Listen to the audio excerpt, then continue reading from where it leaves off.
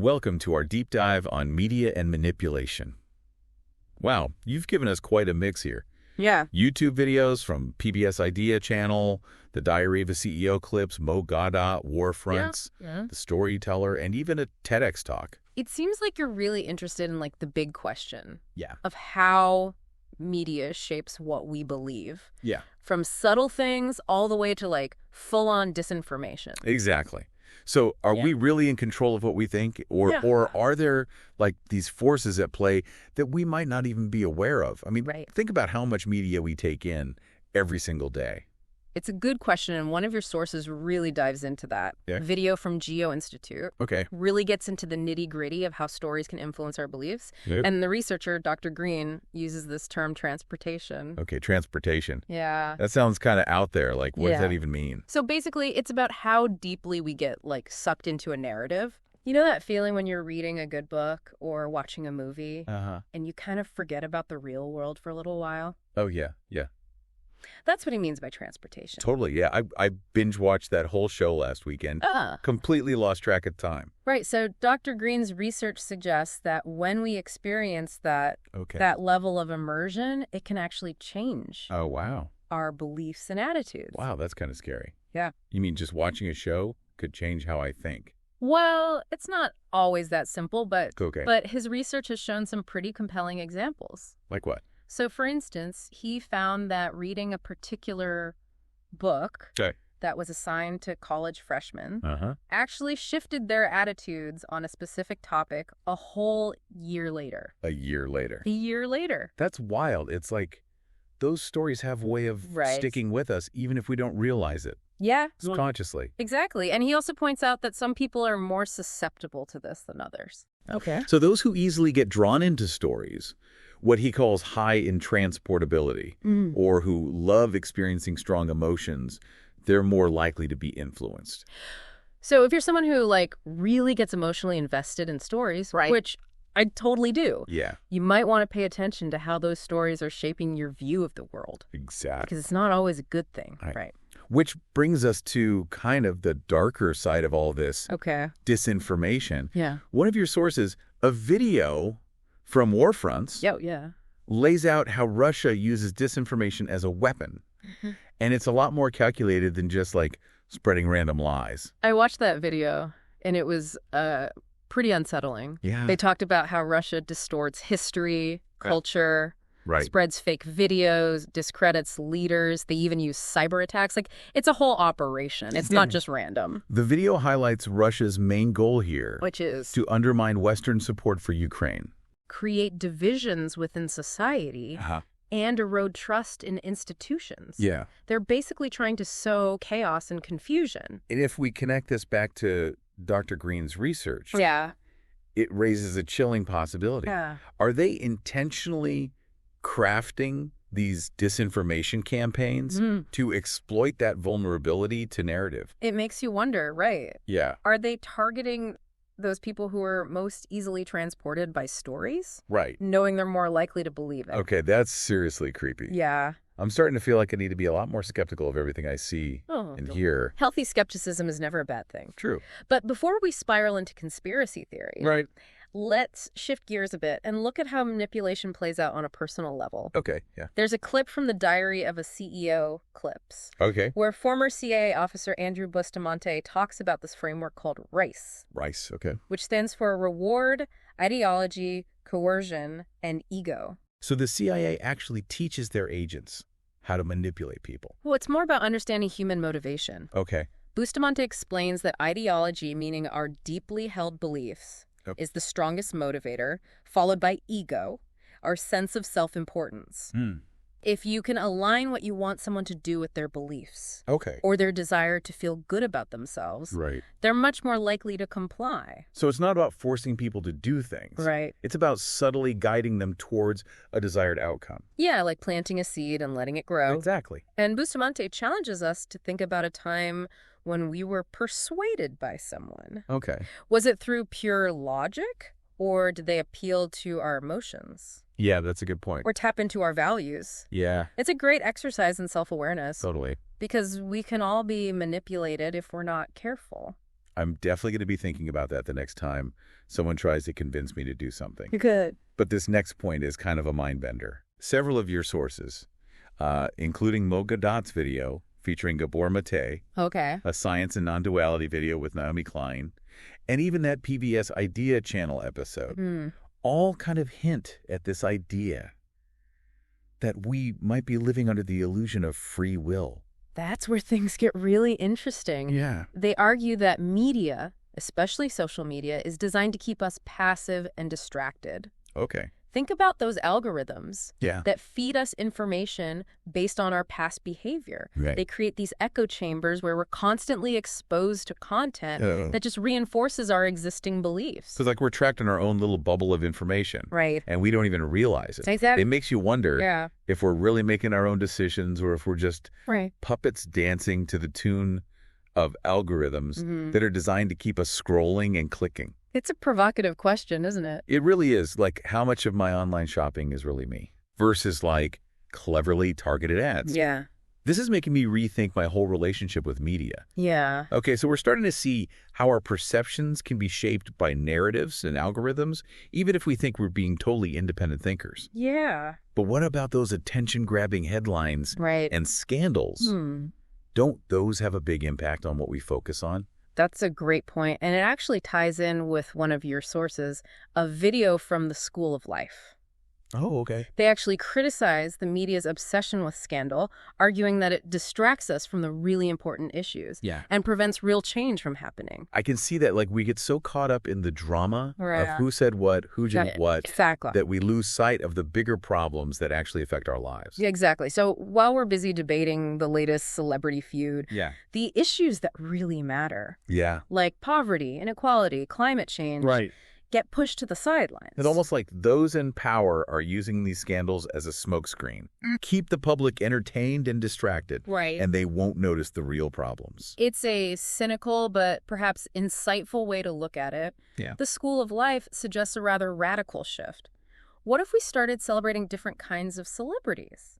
Instead of obsessing over actors and musicians, what if we put the spotlight on scientists, activists, and others who are making a real difference in the world? It's a really interesting thought. Yeah. Like, imagine a world where the people we admire most are those who are working to solve the world's problems. Exactly. Not just those who are good at being famous.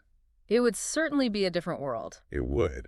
But shifting gears a bit, we also need to talk about the power of images to shape our perceptions. Yes. One of your sources, a TEDx talk by Min Kim, really dives into this. I'm fascinated by that whole idea. Like, a single image can evoke such strong emotions and shape how we see things. Kim argues that images have a huge influence on our understanding of the world. He did this experiment where he showed people different photos of the same person, but in different contexts, and found that their interpretations of that person changed dramatically based on the image. It's like that saying, a picture is worth 1,000 words. But sometimes those words can be carefully chosen to manipulate our emotions or push a certain agenda. Precisely. We're not just passive viewers of images. We bring our own experiences, biases, and cultural backgrounds to how we interpret them. And that makes us vulnerable to manipulation because those who control the images can control the narrative. This makes me think about how photos are used in advertising. They're not just selling a product, they're selling a lifestyle. Exactly. An aspiration. It's about creating an emotional connection that goes beyond the product itself. Exactly. Kim challenges us to become more conscious of how images are being used to influence us. Ask yourself, who created this image? What message are they trying to send? And how does it make me feel? Those are really good questions to ask, especially with social media, where we're just bombarded with images constantly. But let's get back to the political landscape for a second.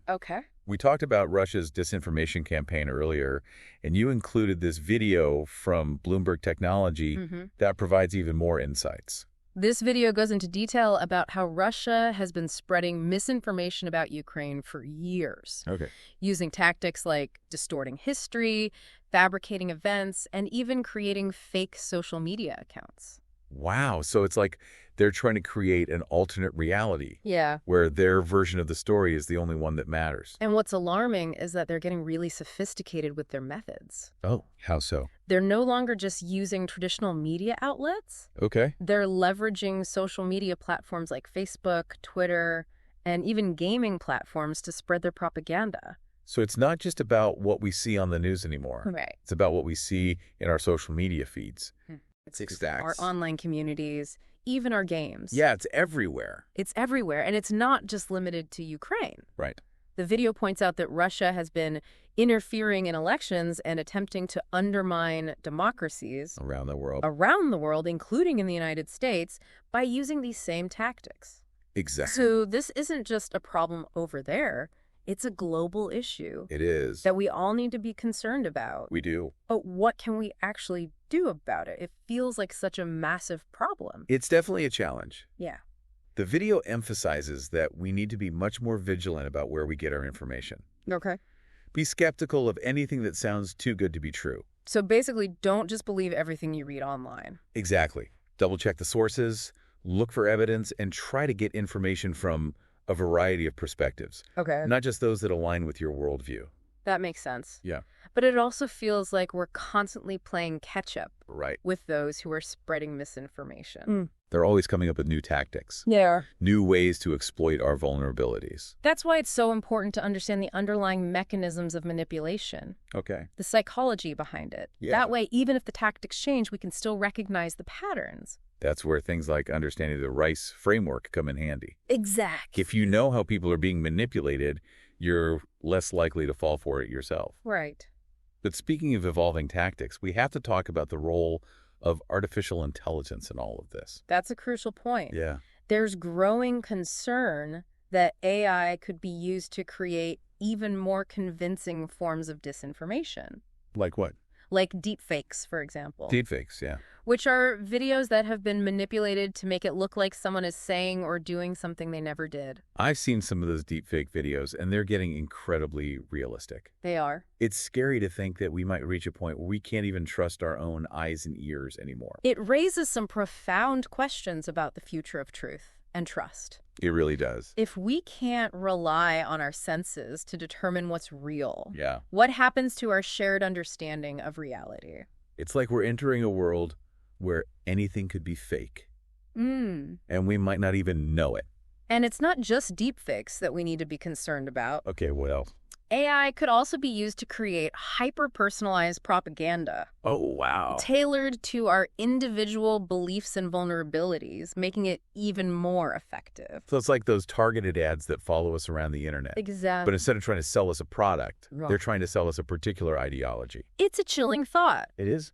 And it highlights the urgent need for ethical guidelines and regulations around the development and use of AI. We need to make sure these powerful technologies are being used for good, not for manipulation and control. It's like we're at a crossroads. Yeah. We can either use AI to create a more informed and equitable society, or we can let it be used to divide us and control us. We need to be proactive in shaping the future of AI, rather than letting it shape us. I like that. But let's not forget that manipulation isn't always about these high-tech tactics. Right. It can be much more subtle and personal. Absolutely. And you included some videos from the Storyteller channel that offer a different perspective. These videos show how narratives can be manipulated. Right. To further specific agendas. Even when those agendas are presented as fighting against manipulation. Interesting. The videos often feature political figures, particularly those aligned with conservative viewpoints.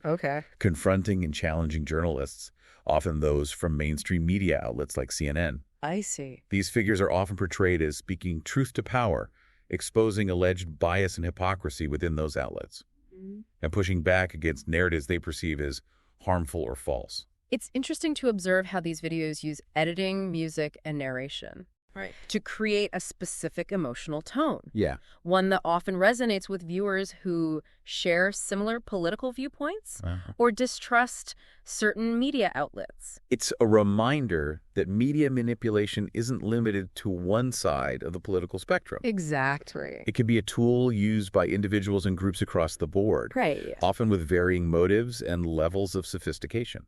And it highlights the importance of critical thinking and media literacy skills. Yeah. Regardless of our political leanings, Right.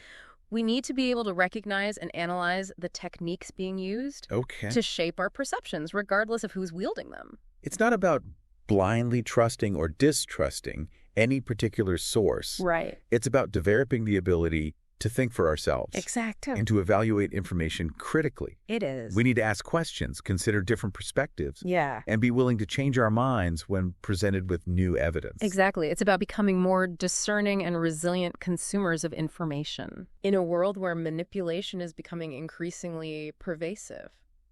But even if we manage to develop those critical thinking skills, there's still the problem of information overload. Right. We're constantly bombarded with so much information that it can be incredibly overwhelming. That's a valid point. Yeah.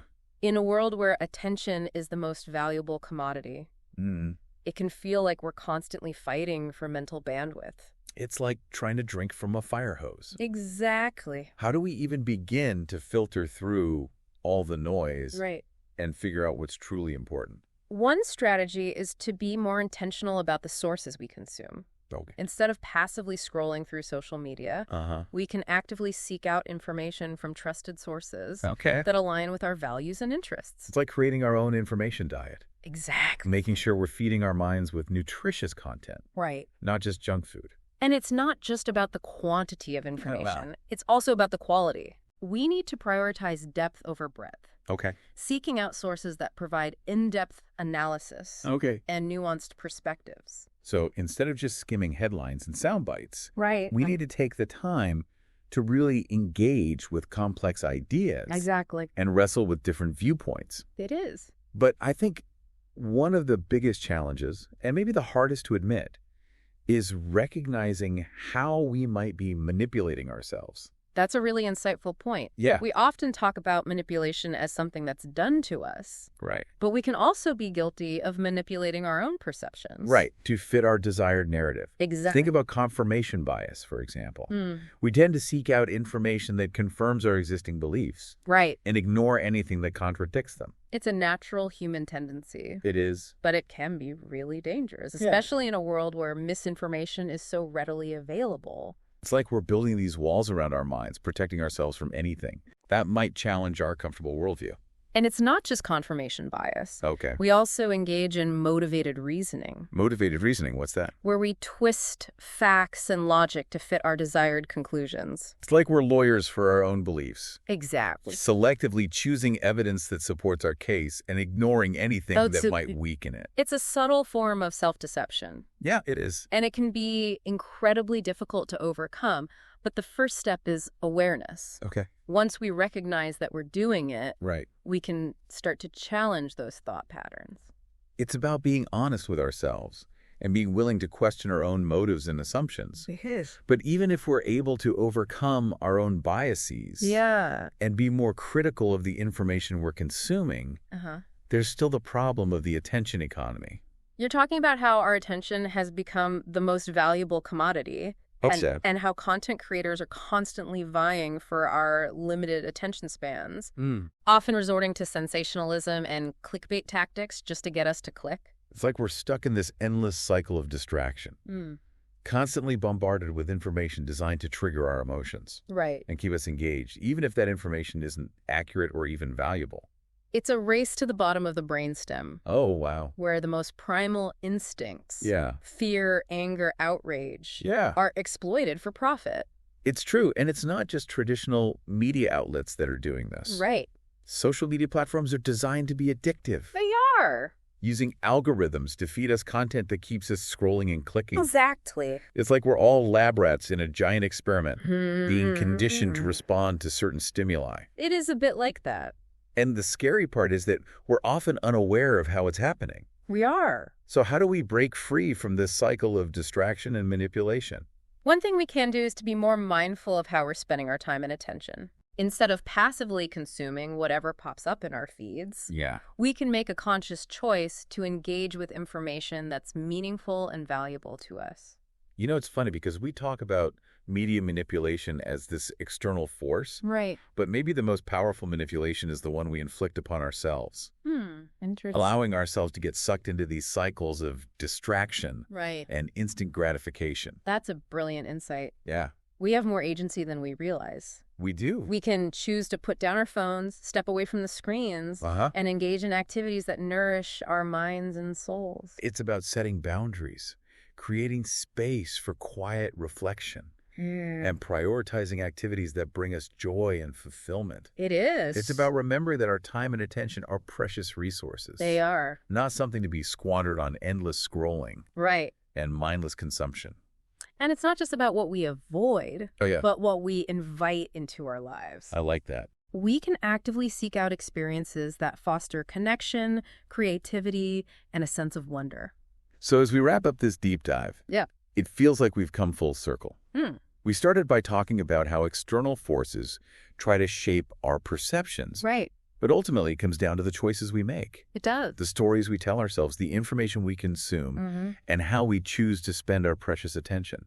It's about recognizing that we're not just passive recipients of media, but active participants in shaping the media landscape. Yes. And in turn, shaping our own minds and our collective future. It's about empowering ourselves to become more discerning, resilient, and informed citizens. Exactly. Capable of navigating this complex and ever-evolving world. It is. And maybe, just maybe, we can create a world where truth, authenticity, and connection have a fighting chance. That's a vision worth striving for. You know, we've been talking about all these external forces, like narratives and algorithms and social pressure. But I think it's time to, turn the lens inward a little bit. Okay. We've talked about self-manipulation a little bit, but what does it actually look like when we're the ones pulling the strings, even if we don't realize it? It's a fascinating aspect of this whole conversation. Yeah. And often overlooked. You're right. We can be incredibly skilled at manipulating ourselves, constructing narratives that protect our egos and maintain a comfortable worldview, even if it means distorting reality. It's funny because we've talked about how those in power use things like scandal and distraction to manipulate the public. But sometimes it feels like we do the same thing to ourselves. We get caught up in the drama, the outrage, the gossip. Maybe it's a way to avoid facing the things that are truly uncomfortable. It's very human. Think about all the times we've justified a bad decision. Or ignored evidence that contradicted our beliefs. Totally. We're masters of self-deception. It's like we're living in these carefully curated little bubbles. Filtering out anything that might disrupt our sense of self or challenge our beliefs. It can be really hard to let go of those. It is. And it's not just about avoiding the negative either. Sometimes it's about clinging to positive illusions, even if they're not based in reality. That's a great point. Yeah. We crave those stories that make us feel good about ourselves, even if they're not entirely true. We're the stars of our own carefully edited highlight reels. Exactly. So how do we break free from these self-imposed illusions and become more honest with ourselves? It feels like such a battle. It definitely takes effort. Yeah. But the first step is cultivating self-awareness. Okay. Start paying attention to your thoughts and feelings. Notice when you're rationalizing a decision or downplaying a mistake. So basically, be more mindful of those internal narratives. Exactly. Don't just accept them at face value. Really examine them. And be willing to challenge those narratives. Okay. Ask yourself, is this story I'm telling myself actually true? Or am I just trying to protect my ego? It's like being your own fact checker. Right. But that can be pretty uncomfortable, can't it? It can be. Nobody likes to admit they're wrong, especially to themselves.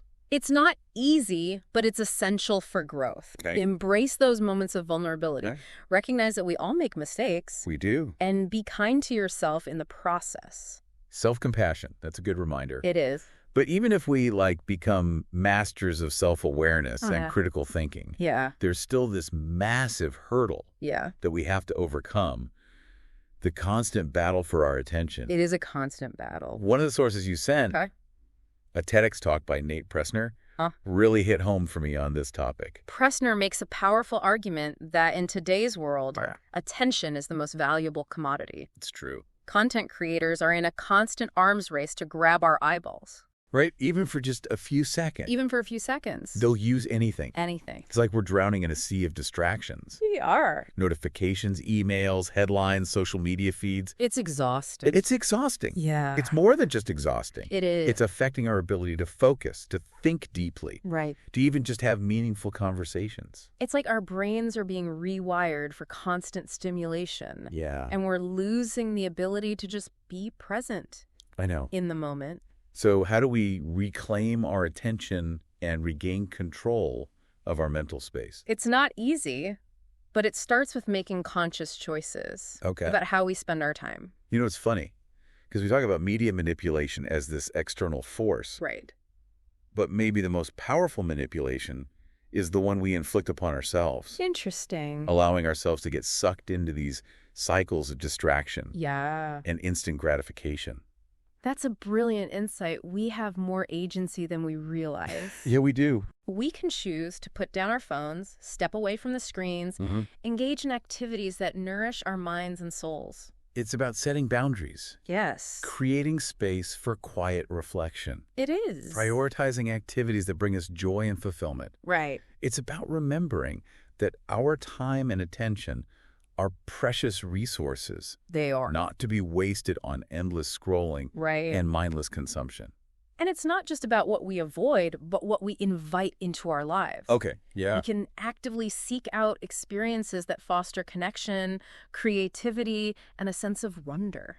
So, as we wrap up this deep dive on media manipulation, it feels like we've really come full circle. You know, we started by talking about how these external forces are trying to shape our perceptions. Right. But ultimately, I think it comes down to us. It does. The choices that we make, the stories we tell ourselves, the information we consume, how we spend our attention. Right. It's about recognizing that we're not just passive recipients of media, but we are active participants in shaping the media landscape. We are. And in turn, shaping our own minds and our collective future. It's about empowering ourselves to become more discerning, resilient, and informed citizens. So we can navigate this complex and ever-evolving world. Yes. And maybe, just maybe, we can create a world where truth, authenticity, and connection have a fighting chance. That's a world I want to live in. That's a vision worth striving for. Thanks for diving in with me. Of course, it was a pleasure.